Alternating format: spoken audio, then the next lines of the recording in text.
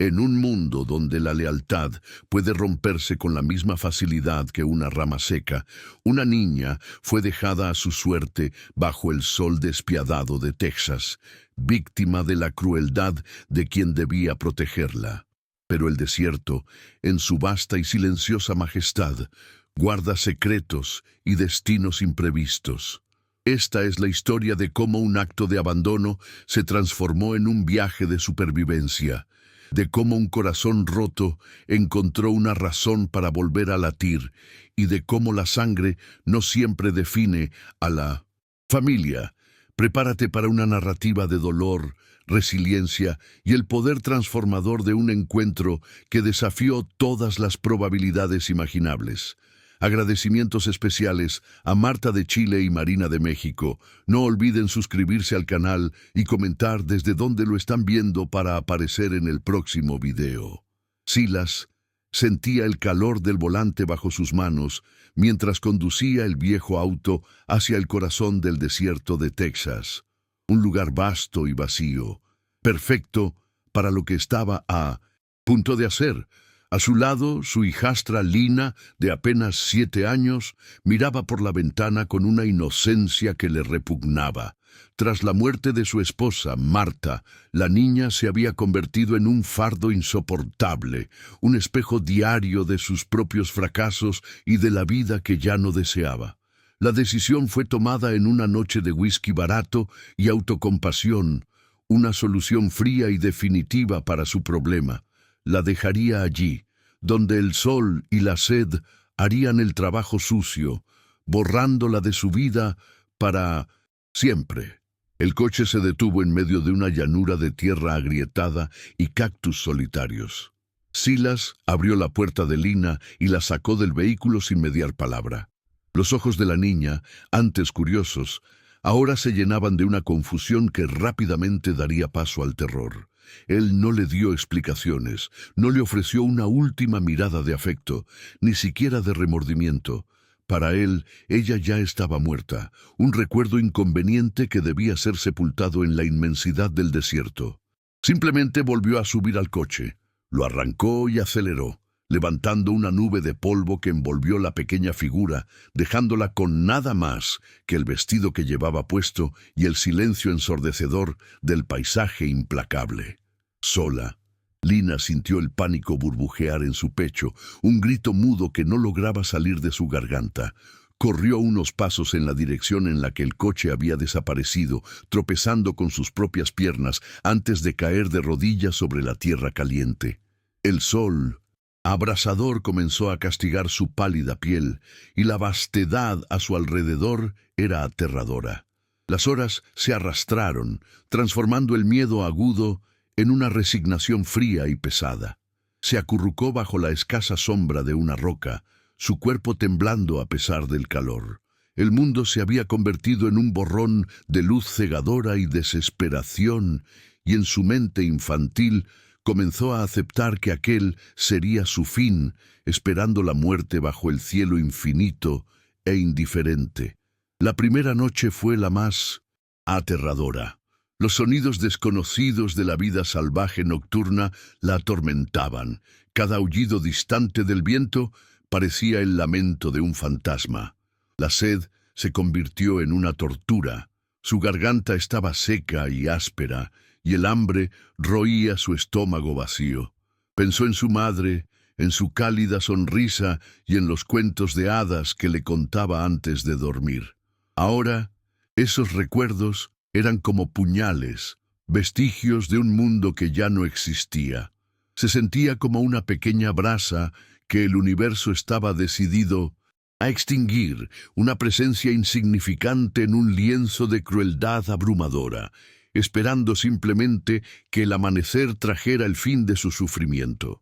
A muchas millas de distancia, Kyle se movía por el paisaje como una sombra. Era un cazador comanche, un hombre cuyo silencio era tan profundo como su dolor.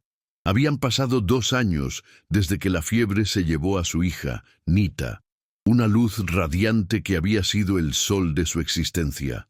Desde entonces, la soledad se había convertido en su única compañera, Un manto que se había echado sobre los hombros para protegerse de un mundo que le había arrebatado todo.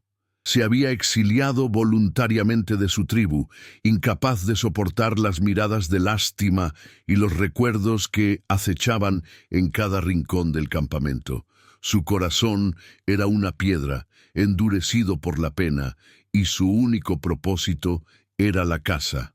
Fue el vuelo inusual de un halcón de cola roja lo que desvió su atención. El ave, normalmente enfocada en su propia presa, sobrevolaba en círculos una zona aparentemente vacía, emitiendo un chillido agudo y persistente. Kyle, que había aprendido a leer el lenguaje de la naturaleza desde niño, sintió una punzada de curiosidad. Los animales no se comportaban así sin motivo. Dejando el rastro del ciervo que seguía, se dirigió con sigilo hacia el lugar que el halcón señalaba, sus sentidos alerta, esperando encontrar un coyote herido o quizás una fuente de agua oculta. Nunca podría haber imaginado lo que el destino, guiado por las alas de un pájaro, le tenía reservado en aquel paraje desolado. Bajo la silueta retorcida de un mezquite muerto, vio una pequeña forma acurrucada. Al principio, su mente de cazador pensó que era un animal joven, pero al acercarse, la verdad lo golpeó con la fuerza de un puño. Era una niña, sucia, con el pelo enmarañado y la piel enrojecida por el sol. Estaba inmóvil, apenas respirando, un pequeño montón de huesos y desesperación al borde de la muerte. Por un instante, Kyle permaneció paralizado. El universo parecía estar burlándose de él, presentándole una imagen fantasmal de la hija que había perdido. La visión de Lina, tan pequeña y desamparada, fue una grieta en la muralla de apatía que había construido alrededor de su corazón. Un torbellino de emociones contradictorias se apoderó de él. Una parte de sí mismo, la que anhelaba el olvido, le gritaba que se alejara, que no se involucrara en el dolor ajeno, que la niña no era su responsabilidad. Pero otra voz, una más antigua y profunda, la voz del hombre que había sido padre, se negó a obedecer. Vio en ella la fragilidad de Nita, la misma inocencia que el mundo había extinguido con crueldad. Ignorar a esta niña sería como enterrar a su propia hija por segunda vez. Con un suspiro que pareció arrastrar todo el peso de su pena, se arrodilló, desenvolvió con cuidado la manta de su espalda y la envolvió en ella. El viaje de regreso a su refugio fue un acto de pura voluntad. Lina, a quien él aún no conocía por su nombre, era ligera como una pluma en sus brazos, pero su presencia pesaba en su alma. Cada paso era un recordatorio de lo que había perdido y a la vez una extraña afirmación de que todavía estaba vivo. La llevó a la cueva oculta que llamaba hogar, un santuario de su soledad. Con la delicadeza que usaba para curar a un halcón herido, limpió sus heridas, le dio pequeñas gotas de agua y la alimentó con un caldo aguado. No sabía si sobreviviría, pero mientras la cuidaba, algo dentro de él comenzó a descongelarse. Durante días, Lina flotó en un estado febril, atrapada entre pesadillas de abandono y la extraña sensación de seguridad que le proporcionaba la presencia silenciosa de Kyle.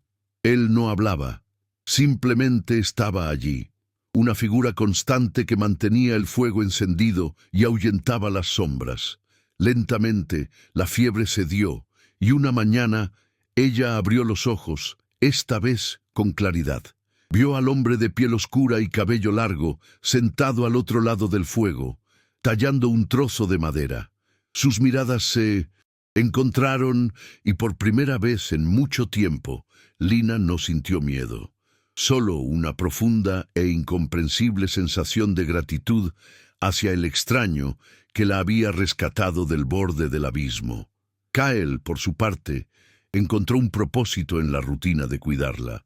La tarea de mantenerla con vida lo anclaba al presente, impidiéndole ahogarse en el pasado. La niña no hablaba. Su trauma la había silenciado. pero sus ojos lo seguían con una intensidad que lo desarmaba. Él empezó a verla no como un recordatorio de su pérdida, sino como una entidad propia, una pequeña y tenaz planta que se negaba a morir en la tierra más árida.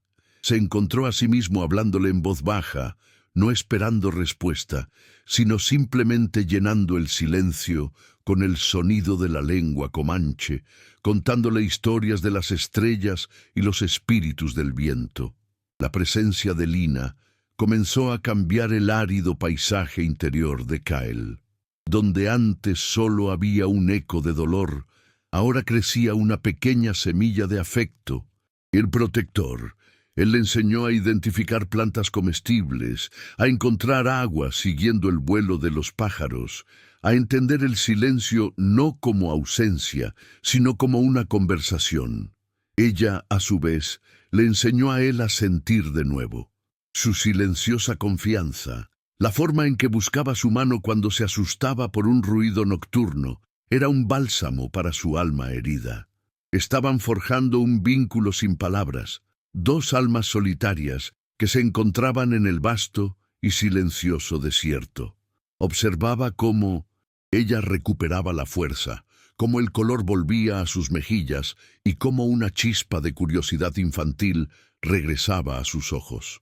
Un día, mientras él afilaba una punta de flecha, ella se acercó y, con un dedo tembloroso, tocó el tatuaje de un halcón en su antebrazo.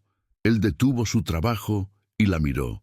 Fue la primera vez que ella iniciaba un contacto voluntario, un gesto minúsculo, pero de un significado monumental. En ese simple toque, Kyle sintió la confirmación de que había hecho lo correcto. Había roto su exilio no solo para salvarla a ella, sino, de alguna manera, para empezar a salvarse a sí mismo. Comenzaron a establecer una rutina. Las mañanas las dedicaban a revisar las trampas que él colocaba, y las tardes a las tareas del refugio. Lina aprendió a moler bayas de enebro y a coser cuero con una aguja de hueso. Kyle se maravillaba de su resiliencia. La niña que había encontrado al borde de la muerte ahora se movía con una determinación silenciosa, absorbiendo cada lección como una esponja. No era Nita, nunca lo sería, y él no era su padre. Eran algo diferente, algo sin nombre que el desierto había creado. Un cazador enlutado y una niña abandonada, construyendo un frágil mundo propio lejos de la crueldad de los hombres. Sin embargo, en el fondo de su mente, Kyle sabía que esta paz era precaria. Ella venía del mundo de los hombres blancos, un mundo que no olvidaba fácilmente. Alguien, en algún lugar, podría estar buscándola. ¿Era una fugitiva? ¿Había escapado de algo terrible? ¿O la habían arrancado de un hogar amoroso? La ausencia de palabras de la niña dejaba un vacío que él llenaba con sombrías posibilidades. La idea de que pudieran venir a reclamarla, a arrancarla de la frágil seguridad que habían construido, se convirtió en una espina constante en su corazón, una amenaza latente que ensombrecía sus días de sol recién descubierto.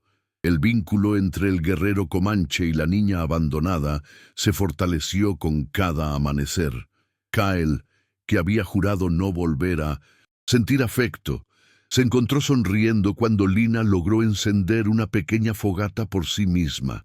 Ella, que había perdido toda fe en la humanidad, encontró en la silenciosa compañía de Kyle un ancla en medio de su tormenta interior. Su voz aún no había regresado, pero sus acciones hablaban por ella. Le dejaba flores silvestres en su lecho de pieles o intentaba imitar sus movimientos cuando él practicaba con el arco. Eran dos mitades de un todo roto, encontrando la manera de encajar en una armonía imperfecta pero sanadora. La paz que habían cultivado con tanto esmero se vio interrumpida por la llegada de Esther. Era una comerciante, una mujer dura y pragmática que mantenía relaciones comerciales tanto con los colonos como con las tribus nativas. Una rareza en aquellos tiempos de desconfianza. Conocía a Kyle desde antes de su exilio y era una de las pocas personas que se atrevía a aventurarse en su territorio. Al ver a Lina, sus ojos se abrieron con una mezcla de sorpresa y preocupación. Escuchó la historia de Kyle, su rostro endureciéndose con cada palabra sobre el abandono. Esther no era una mujer sentimental, pero poseía un férreo sentido de la justicia. Tras examinar a la niña con una mirada amable, Esther trajo noticias del mundo exterior, noticias que hicieron que el corazón de Kyle se helara. En el asentamiento más cercano, un hombre llamado Abner Finch había estado haciendo preguntas.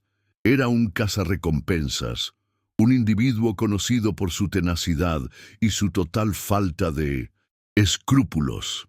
Según los rumores que Esther había recogido, Finch había sido contratado por el abuelo materno de Lina, un hombre rico e influyente de la costa este que creía que su nieta había sido secuestrada tras la muerte de su hija. La amenaza ya no era una posibilidad lejana, ahora tenía un nombre y un rostro. Kell sintió una oleada de ira protectora. La idea de que un hombre como Finch pusiera sus manos sobre Lina era insoportable.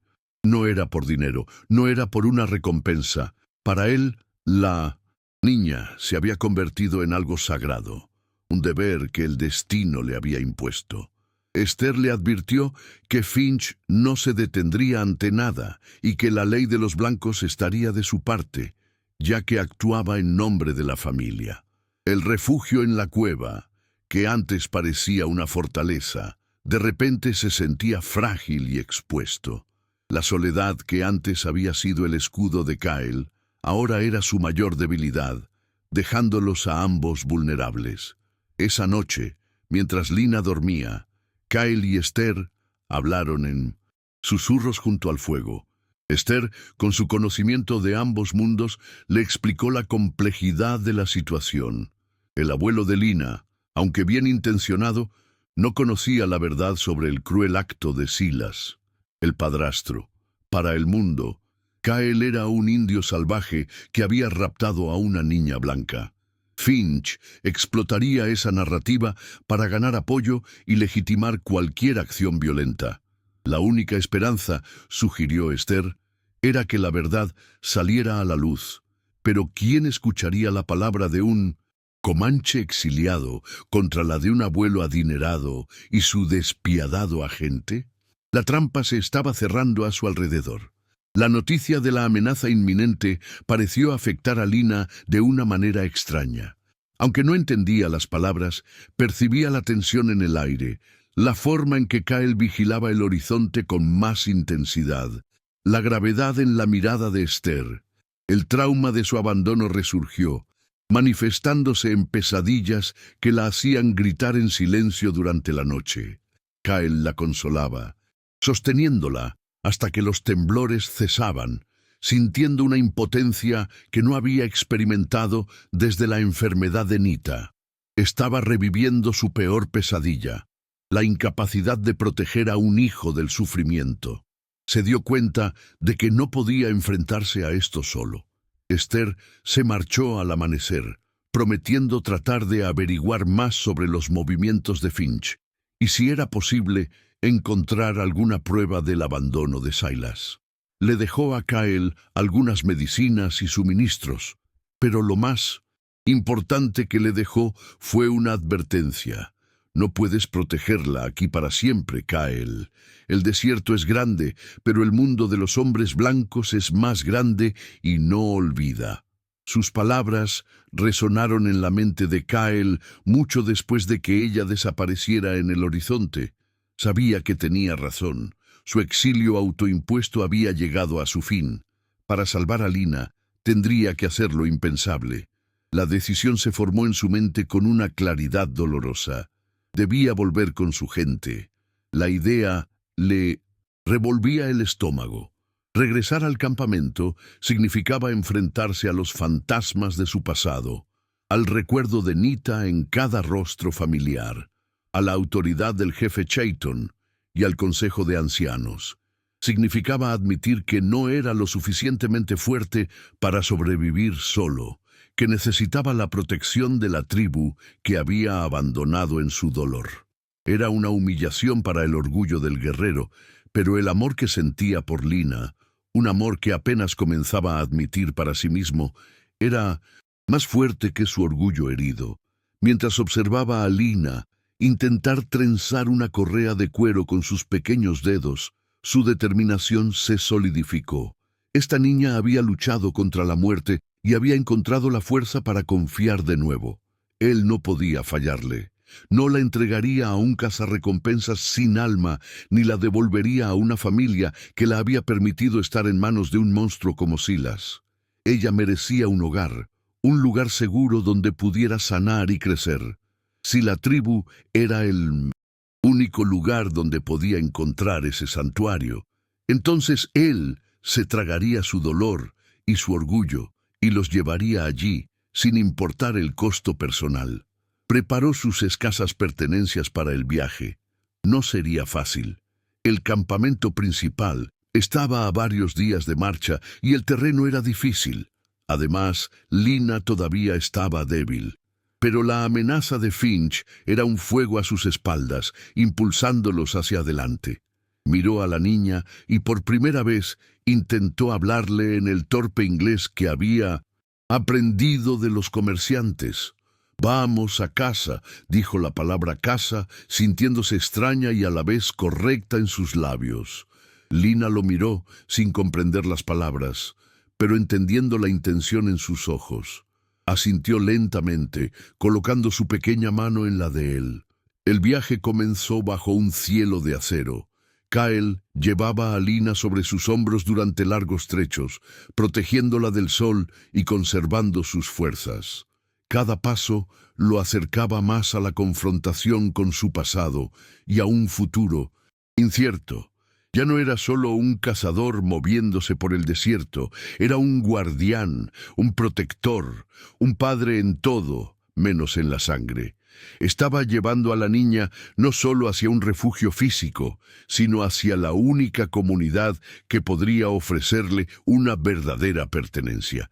Estaba arriesgándolo todo por ella, apostando su propio futuro a la esperanza de que su gente viera en Lina lo que él veía.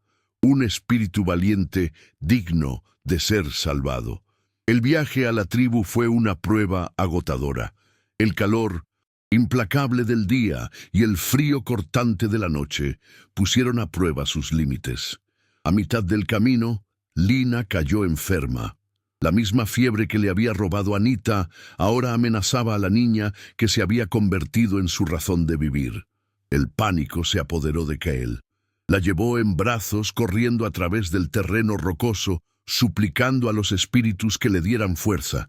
La enfermedad de Lina agudizó su urgencia, transformando su misión de una estrategia calculada a una carrera desesperada contra el tiempo. No podía perder a otra hija, no lo soportaría. Llegó a los límites del territorio comanche exhausto, desesperado y llevando a una niña inconsciente. La llegada de Kyle al campamento causó una conmoción inmediata. Los guerreros que montaban guardia lo reconocieron al instante, sus rostros mostrando una mezcla de asombro y sospecha al ver a la niña blanca en sus brazos.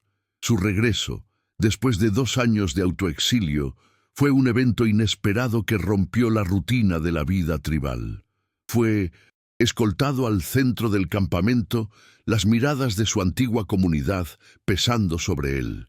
Vio rostros familiares que ahora parecían extraños, y en sus ojos leyó la pregunta silenciosa: ¿por qué has vuelto y quién es esta niña? El peso de su fracaso pasado y la incertidumbre de su petición futura se asentaron sobre él como una mortaja. Fue llevado ante el jefe Chayton, un hombre sabio y envejecido, cuyo rostro era un mapa de las penas y triunfos de su pueblo. Kyle, con la cabeza gacha pero la voz le firme, relató toda la historia. El abandono de Lina, su rescate, el vínculo que habían formado y la inminente amenaza de Abner Finch. Presentó su caso no como un guerrero, sino como un suplicante, pidiendo refugio y protección para la niña. Los ancianos del consejo escucharon en silencio. Sus expresiones eran impenetrables. La ley comanche era estricta con respecto a los forasteros, especialmente los blancos, que habían traído tanta enfermedad y traición. Protegerla significaba arriesgarse a un conflicto directo. El debate fue acalorado. Algunos argumentaron que la niña era un peligro, un cebo que atraería a los soldados y cazarrecompensas a su campamento. «No es nuestra lucha», dijo un guerrero llamado Magua, cuya familia había sido diezmada por los colonos. Otros, sin embargo, se conmovieron por la historia de Kyle y la evidente fragilidad de la niña, que ahora estaba siendo atendida por la curandera de la tribu. Vieron el paralelismo entre el abandar en el que había sobrevivido era un testimonio de su fuerza espiritual.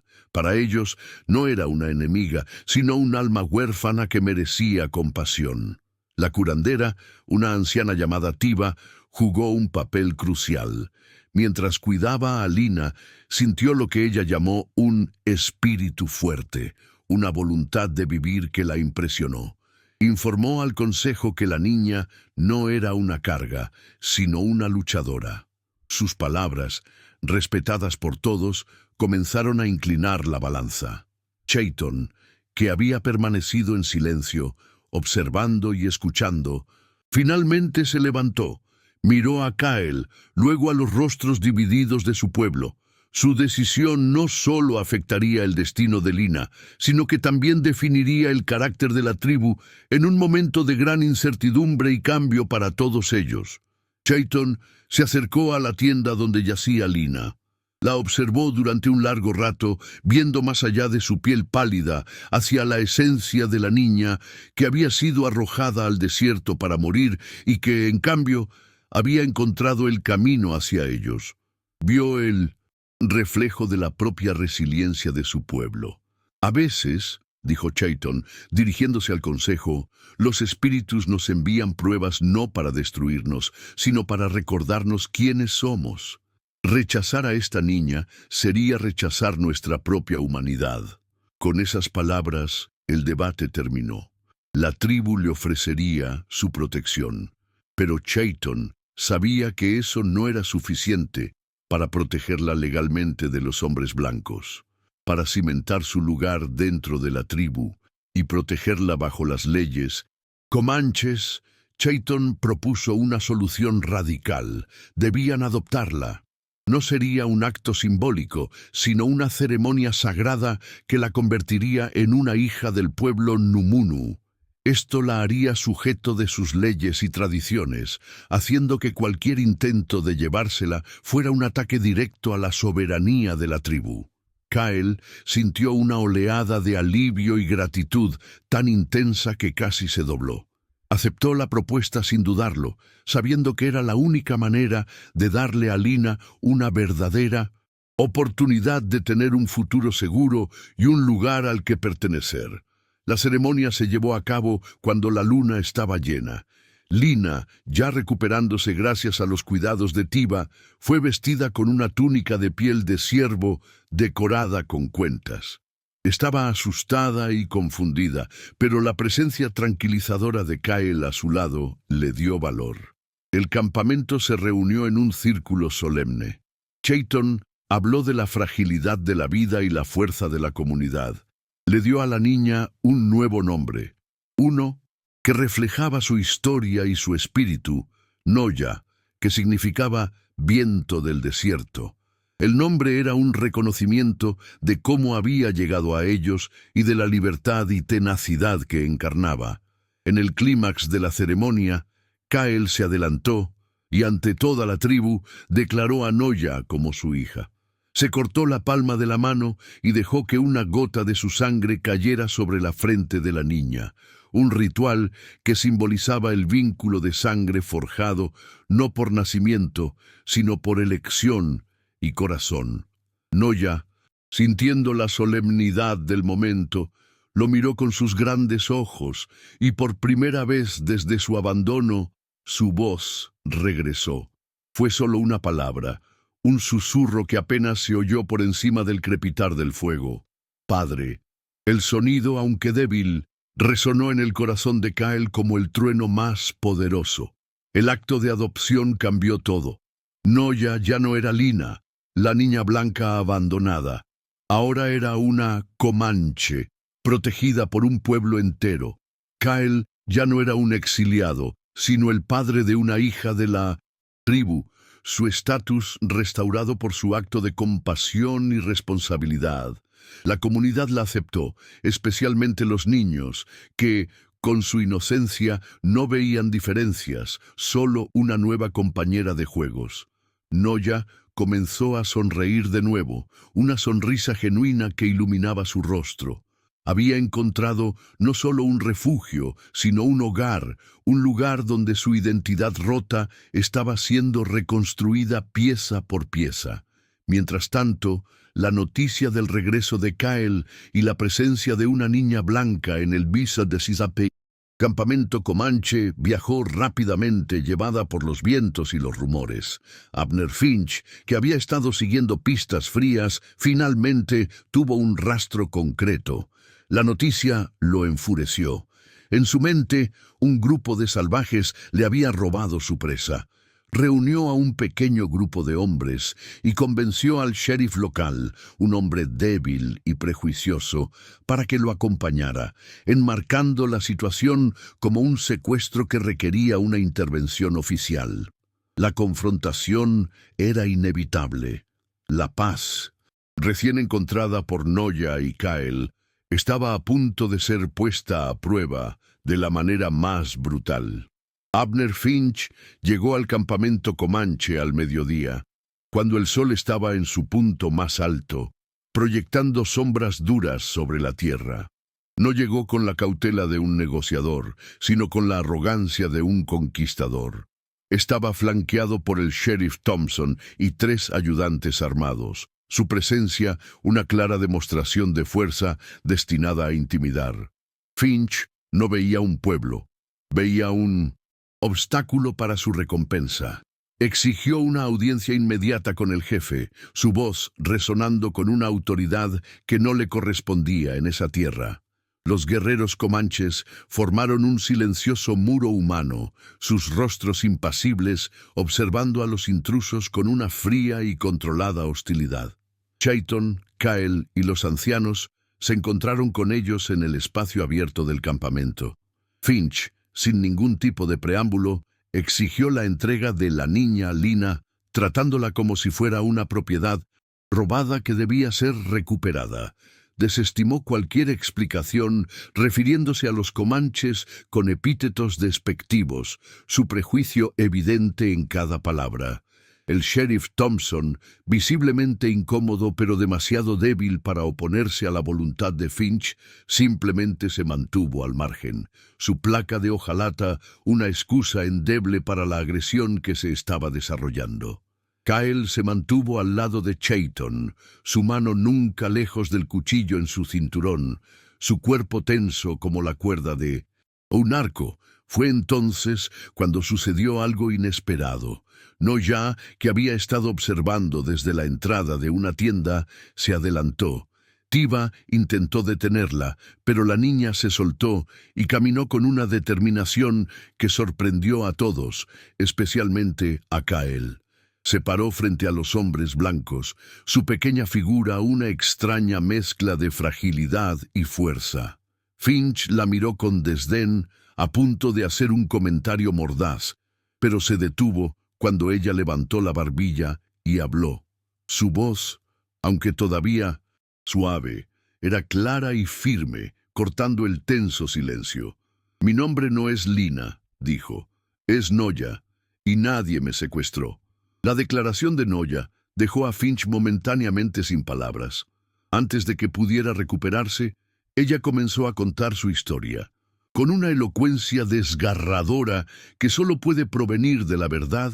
Describió cómo su padrastro, Silas, la había llevado al desierto, cómo la había dejado allí para morir. No lloró, no vaciló, simplemente relató los hechos con una claridad escalofriante, sus palabras pintando una imagen tan vívida de crueldad y abandono que incluso el sheriff Thompson se removió incómodo. La narrativa de secuestro de Finch se estaba desmoronando ante los ojos de todos, reemplazada por el testimonio irrefutable de la propia víctima, una víctima que se negaba a ser silenciada. En ese momento crucial, otra figura emergió de la multitud.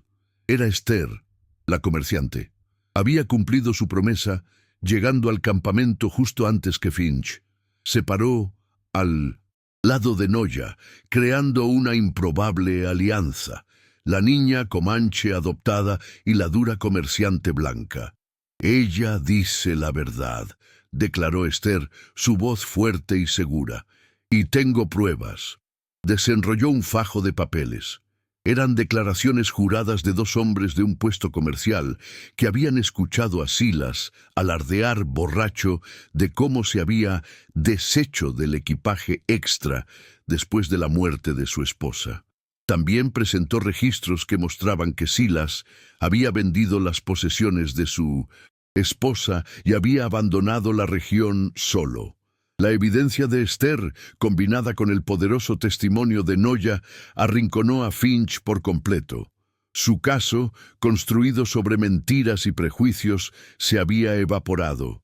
El sheriff Thompson, ahora pálido y sudoroso, se dio cuenta de que había sido manipulado y estaba del lado equivocado de la ley.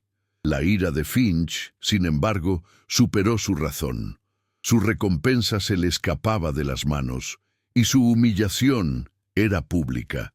En un arrebato de furia desesperada, sacó su pistola, no apuntando a Kyle ni a los guerreros, sino directamente a la pequeña figura de Noya, la fuente de su fracaso. «¡Tú, pequeña mentirosa!», gritó. El movimiento fue un error fatal. Antes de que su dedo pudiera apretar el gatillo, Kyle se movió con la velocidad de un rayo. No hubo vacilación, solo instinto protector. En un instante, cubrió la distancia entre ellos golpeando el brazo de Finch con una fuerza brutal. El arma se disparó hacia el cielo. El sonido de la detonación, rompiendo la tensión, la pistola cayó al suelo. Simultáneamente, varios guerreros comanches se abalanzaron sobre Finch y sus desconcertados ayudantes, desarmándolos con una eficiencia disciplinada. El cazarrecompensas, que había llegado con tanta arrogancia, ahora yacía en el suelo, sometido y derrotado, el cañón de su propia pistola presionado contra su sien por un impasible Kyle. El sheriff Thompson, viendo el giro de los acontecimientos, finalmente actuó. Movido por una mezcla de miedo y un tardío sentido del deber, arrestó formalmente a un Abner Finch que echaba espuma por la boca. Prometió a Chayton que presentaría el testimonio de Noya y las pruebas de Esther a las autoridades superiores y que se emitiría una orden de arresto contra Silas. La confrontación había terminado no con un baño de sangre, como Finch había esperado, sino con la victoria de la verdad. La valentía de una niña había desarmado a un hombre violento y había obligado a la ley a escuchar. Mientras Finch y sus hombres eran escoltados fuera del territorio comanche, esta vez como prisioneros, una sensación de calma descendió sobre el campamento. Noya corrió hacia Kyle, quien la levantó en un abrazo feroz, enterrando su rostro en su cabello. Había temblado de miedo, pero no había flaqueado. Había enfrentado a sus demonios, tanto los del pasado como los del presente, y había salido victoriosa. La tribu la rodeó, no con lástima, sino con un profundo respeto. Se había ganado su lugar no solo a través de la ceremonia, sino a través de su propio coraje. Se había convertido en una verdadera viento del desierto. Kyle miró por encima de la cabeza de Noya al jefe Chayton. El anciano asintió lentamente, una rara sonrisa tocando sus labios. «Un espíritu fuerte», repitió Chayton, haciéndose eco de las palabras de la curandera. «Has elegido bien, Kyle. Ella es una de nosotros». En ese momento, todos los años de dolor y exilio de Kyle parecieron desvanecerse. reemplazados por una abrumadora sensación de plenitud. Había encontrado la redención no en la soledad o la venganza, sino en el acto de amar y proteger a una niña que el mundo había desechado. Su vínculo, forjado en el desierto y probado en el conflicto, era ahora inquebrantable. El enfrentamiento dejó una marca indeleble en todos los involucrados. Para Noya fue el momento en que reclamó su propia narrativa, transformándose de víctima pasiva a protagonista de su propia vida. Para Kael fue la culminación de su viaje de sanación, solidificando su papel como padre y protector. Para la tribu fue una reafirmación de sus valores, demostrando que la compasión y la justicia eran más fuertes que el miedo y el prejuicio. Y para el mundo exterior, representado por el sheriff, fue una lección de que la verdad podía encontrarse en los lugares más inesperados y en las voces más improbables. Con la llegada de la primavera, el paisaje del desierto de Texas estalló en un derroche de colores, un marcado contraste con la aridez del año anterior. La nueva estación trajo consigo la resolución de los conflictos que habían ensombrecido la vida de Noya. La justicia, aunque lenta, prevaleció. Silas fue localizado en un estado vecino, arrestado y juzgado por abandono criminal y malversación de los bienes de su difunta esposa. Abner Finch fue condenado por asalto y por amenazar a un oficial de la ley. Su reputación como cazarrecompensas quedó hecha jirones. La ley del hombre blanco, por una vez, se había alineado con la justicia del corazón. El aspecto más significativo fue el reconocimiento legal de la adopción de Noya. Con el testimonio del sheriff Thompson y la influyente, aunque distante, aprobación de su abuelo materno, quien finalmente comprendió la verdad de la situación, los tribunales validaron la ceremonia comanche. Noya, hija de Kael, se convirtió en su nombre oficial en ambos mundos. Su abuelo, lleno de remordimiento por su ceguera, estableció un fondo fiduciario para ella, pero respetó su deseo de permanecer con Kael y el pueblo que la había acogido. El dinero era una formalidad, su verdadera riqueza estaba en el hogar que había encontrado. La vida en el campamento se asentó en un nuevo ritmo. Noya floreció bajo el cuidado de Kael y el afecto de la tribu. Su risa se convirtió en un sonido común, mezclándose con las de los otros niños comanches mientras jugaban a orillas del arroyo. Aprendió el idioma con fluidez, absorbió las historias de los ancianos y demostró una asombrosa habilidad con los caballos, moviéndose con una gracia natural que parecía innata. Ya no era la niña silenciosa y asustada del desierto. Era Noya, una joven comanche de espíritu vivaz y un pasado que la había hecho más fuerte, no más débil. Kael, por su parte, se había transformado por completo. El manto de dolor que había llevado durante tanto tiempo se había disipado, reemplazado por la calidez de la paternidad. Redescubrió la alegría en las cosas simples.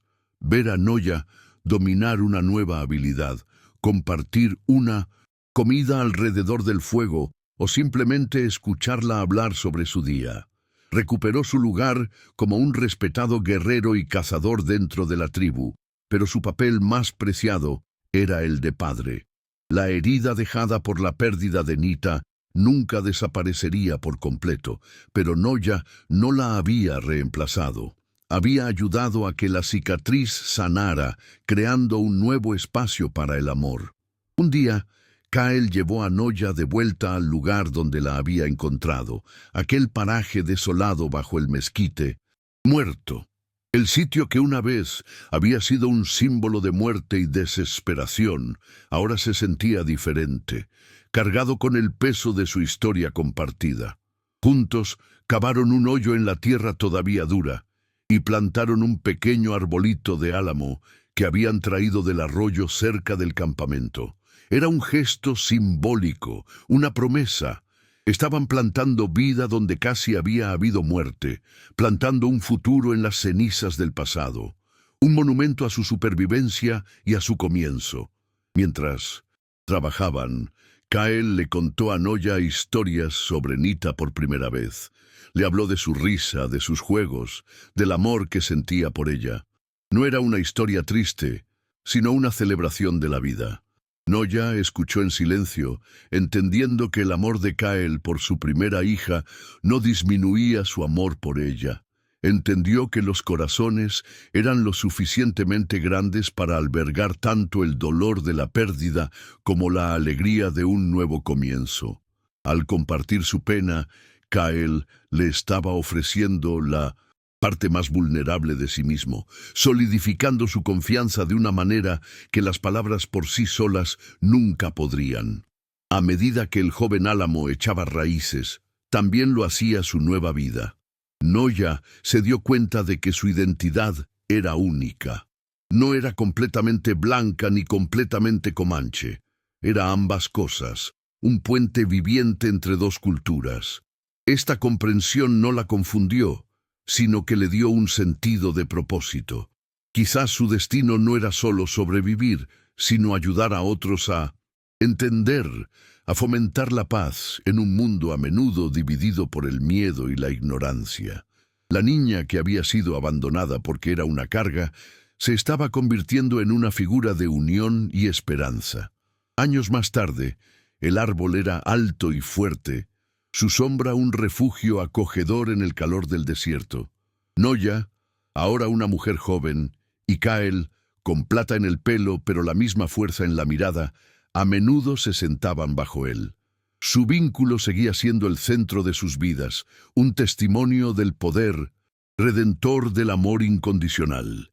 La historia de la niña abandonada y el cazador enlutado se convirtió en una leyenda dentro de la tribu, un cuento para recordar a las generaciones futuras que la familia no siempre es cuestión de sangre, sino de elección, coraje y la voluntad de abrir el corazón.